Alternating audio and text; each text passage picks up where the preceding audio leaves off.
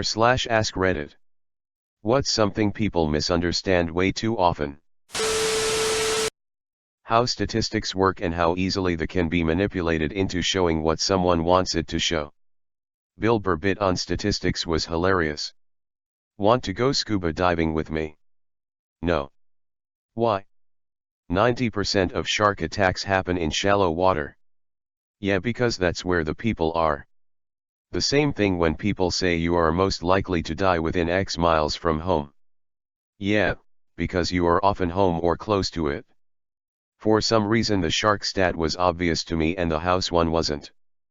Probably because I spend so much time away from home. I bet even with how much time you spend away from home you still drive near your home more than anywhere else. If you drive a long way from home you drive near your home, twice, and also far away. If you take a short trip you're near your home only. Every time you drive close to home. Sometimes you also drive far away. Every trip has a near home section for the same reason that oldest is the most common birth order position. Just because I don't want to spend all my free time with you doesn't mean I don't like you. I just enjoy being by myself sometimes.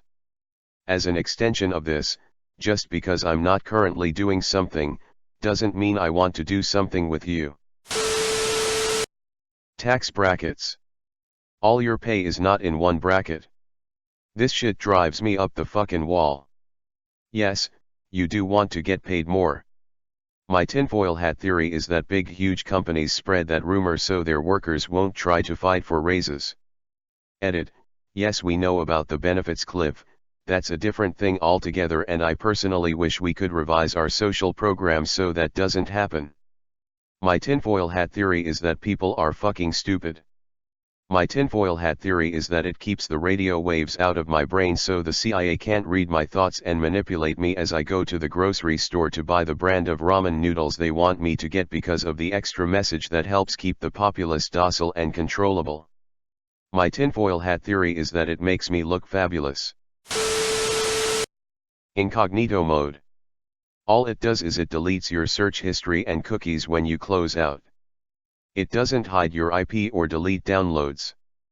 People at my school depend on incognito thinking it gives them privacy from the IT department. Boy, are they wrong. I was one of them until I realized, was more careful, then watched the demise of those who didn't realize and got yelled at by IT. I'm not sure about other browsers, but the one I use, Brave, clearly says what private/incognito mode does whenever you open a tab/window.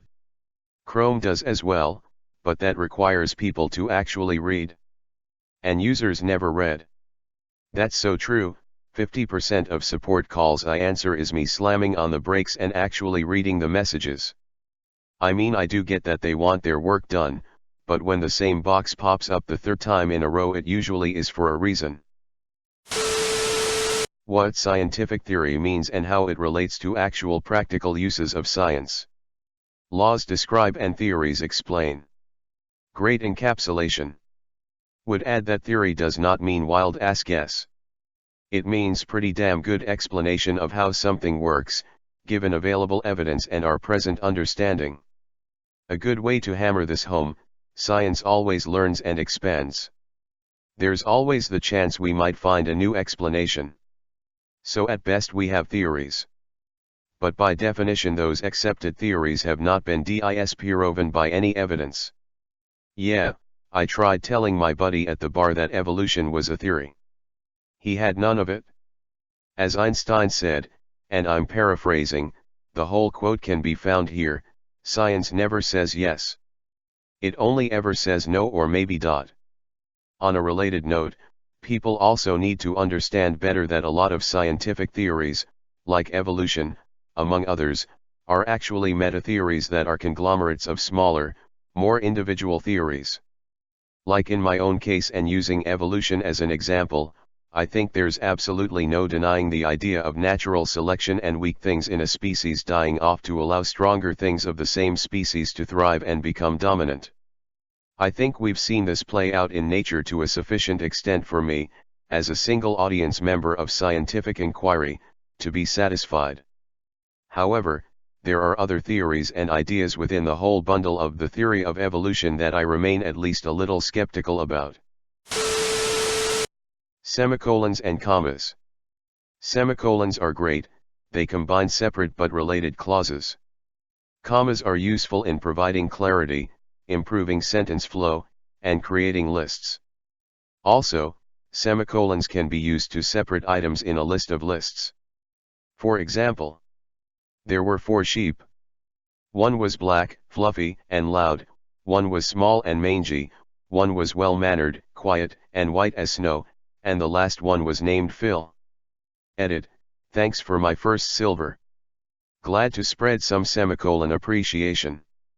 Edit 2, typo. Edit 3, wow, super didn't expect this insignificant, little semicolons comment to get this much attention.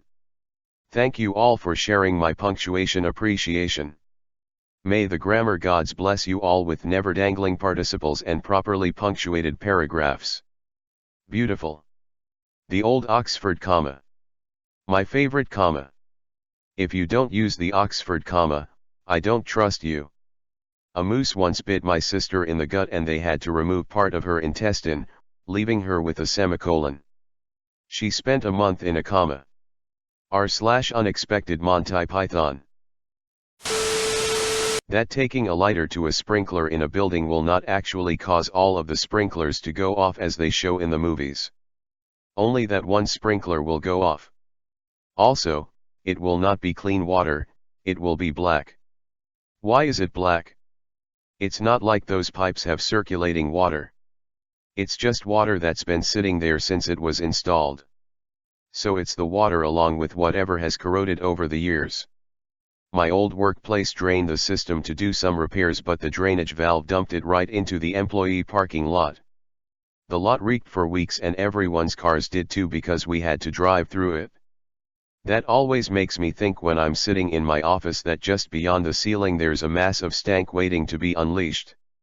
It just means the sprinkler system is dual purpose. Not only are you not on fire, but your skin is pampered and infused with the luxurious eau de gutter off the Jersey Turnpike. Low fat doesn't equal healthy. Low calorie doesn't equal healthy. Vegan friendly or gluten free doesn't necessarily equal healthy either. Organic, 100% natural foods doesn't mean healthy either. 100% all natural cyanide. Don't worry, it's natural. I've heard that if you try this diet, you can lose something like 95% of your body fat within a year. I think you're confusing cyanide with meth. Disagreeing with someone isn't the same as disliking them. I disagree. Heck you. Whoa whoa whoa. Language. I really like having a beer with one of my friends for the argument. He's a super smart guy and very knowledgeable on heaps of subjects. It's awesome having my position challenged by someone whose opinion I respect. Sometimes he changes my position. Sometimes I change his. And sometimes we remain with our original position, but I can't remember a single instance of either of us getting angry with each other. That not everyone wants to talk all the time. If someone is sitting alone, they aren't always sad, they may be perfectly happy, just people watching. I constantly have people asking me, "Are you okay? You look so sad and you're sitting alone over here." Like, I'm fine, I just have resting sad face and I like being alone. LMAO. What lactose intolerance is? It's not an allergy, you just can't digest it. Depending on the individual, people might have a little lactose with no effect, a small amount with a bit of gas/bloating, some lactose with stomach cramps, or loads of lactose and get explosive diarrhea. Also, different dairy foods have different amounts of lactose. Think of lactose like alcohol. A pint of beer would have little effect on you, but a pint of vodka would ruin you. This is one of the reasons why lactose intolerant people sound cautious sometimes and don't care other times. Sometimes it's counterintuitive. Some examples. Mozzarella, only trace amounts of lactose. Milk chocolate, a bit of lactose. White chocolate, lots of lactose. Cream single cream, crap tons of lactose. Also, sometimes you just really want something and it's worth being on the crapper all next morning. Edit, a few people saying heavy cream doesn't have lactose. Apparently heavy cream yes, very little, but other types still do. I've always experienced worse effects with cream, but I guess I've only had the non-heavy, whatever that means, a US term perhaps. A funny one, I have a mild dairy allergy. People, when I mention it, always think I mean lactose intolerance. I used to mention it as a fun fact, but honestly trying to explain that to people just hot frustrating. I don't get bloating and cramps. Jewett a plugged up nose and throat. Also cheese is usually worth it anyways. Like I said, mild. I have the same thing, and I've taken to saying I get congested if I have too much dairy rather than saying I'm allergic, because seriously nobody understands that there's a difference between allergies and intolerances. Like everyone tries to correct me and tell me I'm lactose intolerant as if I'm not extremely familiar with this thing that affects me almost every single day. Yep. My boyfriend can have cheese, but milk is a no-no. Unless he wants to go. Okay, sorry. Unless he wants to go. Wake me up. That cancer is an umbrella term and not a single illness with a single cause. If this was understood, then the whole big pharma has the cure for cancer conspiracy would hold much less sway over people. I doubt it, because the conspiracy is stupid to begin with. Cancer researchers have friends and family members who have died of cancer. They aren't hiding any magical cure. Plus, can you imagine what a company would do if they cured cancer? Every single drug they made from then on, even if it had nothing to do with cancer, would be marketed as by the company that cured cancer. Ask your doctor if Flixnorf is right for you. Flixnorf should not be used by people who are or might become pregnant. Side effects include weight gain and vertigo. Flixnorf, by the company that cured motherfucking cancer. Obviously they only let the people they don't love die of cancer. Do you even conspiracy theory, bro? Not only that, but cancer is an undesirable evolutionary process, rather than a single pathogen. The cells become hyperfit as individuals, at the expense of the organism. In some cases, HeLa cells, transmissible tumors, they can outlive the organism. Every case of cancer is different, and what makes the disease so difficult to treat is that it can evolve faster than the body cells, which means that it can become resistant to chemotherapy, except at doses that would kill the patient. It's similar to antibiotic resistance but happens in one person. Lose vs. loose. Whoa, I gotta take a deep breath, it's hard to breathe. Heavy breathing intensifies. I swear, if I read another person using lose when they should use loose, I'm going to lose my mind. I see what you did there. That it's would've / could've / should've, not would've / should've / could've. And its cousin, case in point, not case and point. Just in case you can't remember in the future. And now a case of beer is in mine. You are correct for all intensive purpose.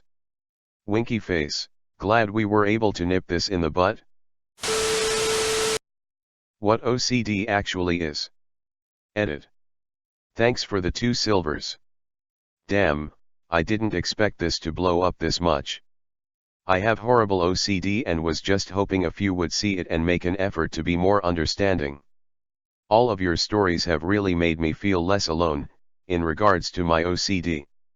Take care. Right. Being highly organized is not OCD. Liking things to have a certain place because you can actually find them later is not OCD. Having a set routine for a particular task does not equal OCD. Co-workers kept saying a client was OCD because he kept opening new accounts for various things. Not OCD. PETA, but not a mental health issue. Yeah, I'm diagnosed with OCD and I'm the least tidy or organized person you'll ever meet. My idea of putting something away is dumping it on the floor and hoping nobody comes in my room. What my OCD does do is make me unable to stop obsessively worrying about all the reasons I think I might be a bad person. Seriously. Mild OCD can certainly manifest itself as just being overly neat, but severe OCD is downright damaging. My brother has severe OCD. Here are some of the behavior he's exhibited over the years.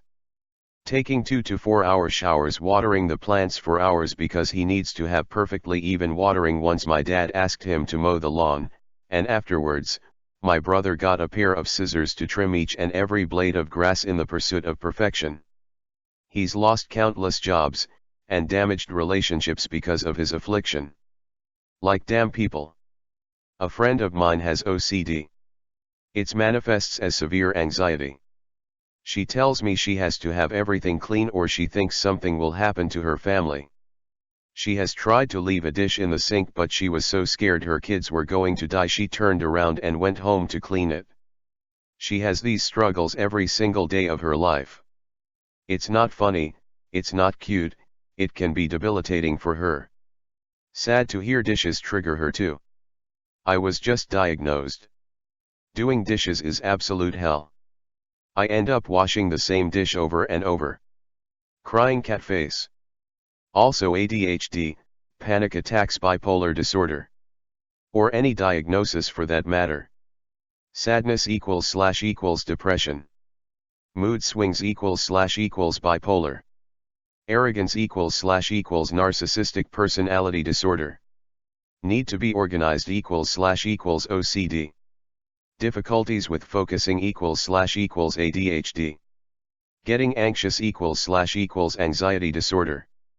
There's a reason so much work has gone into the field and requires professional evaluation over extended periods of time for determining proper diagnoses. But some people seem to confuse that with 5-minute reads off WebMD apparently. I have to sort my books, she cried. With self-indulgent glee. With senseless, narcissistic pride. I'm just so OCD. How random, guys. I smiled and said. Then left without a peep. And washed my hands until they bled. And cried myself to sleep. /u/poem_for_your_sprog. Facts. I am diagnosed with OCD and trust me, my house is a mess. Nothing aesthetic at all. It's the intrusive thoughts, paranoia, and rituals that run my life. People think it's so cool to have it / everyone has it. I have mild OCD and it definitely is not as quirky or harmless as some people think. Bra sizes. Myth: A equals small, B equals medium, C equals large, D equals large. Truth: a bra size is actually a ratio of band to cup size. This means that a 32C is 5 cup sizes smaller than a 42C. It means many women are wearing bands that are too big for their rib cages with cups that are too small, and it means that most retailers only carry 4 sizes of bands, 32 to 38, and 4 or 5 sizes of cups, when in reality there are more like 150 sizes of women. R/a bra that fits. This is one of my biggest soapboxes, and when I say this to people, my friends, not total strangers lol, I can tell that they don't really believe me, because we have this idea that DD or DDD is massive when it's really just average depending on the band size. When I finally got a bra that fit me properly, it was a whole new world. I wear DDD but people say my boobs look small. So there's that. I've had to explain how to properly fit yourself for a bra every single time bra size has come up in conversation with other women. When I say I'm 32DD, everyone's all sure, Jen, because I don't have huge boobs, just a narrow rib cage. Even after I explain it, I don't think they believe me sometimes. Why is this an ongoing problem? We walk around with boobs our entire adult lives, and it seems like the majority of us have no idea what we're doing.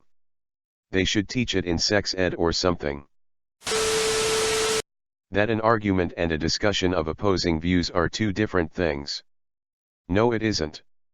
Yes, it is. I'm sorry, is this the 5-minute argument, or the full half hour? Oh look, This isn't an argument. It's just a contradiction. Mistaking politeness for flirting for sure. Under that one, file, mistaking friendly bosses / co-workers for being your friends. What freedom of speech actually entails? Yup. Freedom of speech does not mean free of consequences from things you say. It does mean free of legal consequences. Only if you're speaking against the government, though. It doesn't mean you can spout off whatever you want about your cousin Ed and not have him sue you for slander. True, that would be slander. And you cannot incite violence either. However, you are free to criticize the president, the government, the mayor, etc., without fear of government retribution. They can't throw you in jail for insulting the king's dog.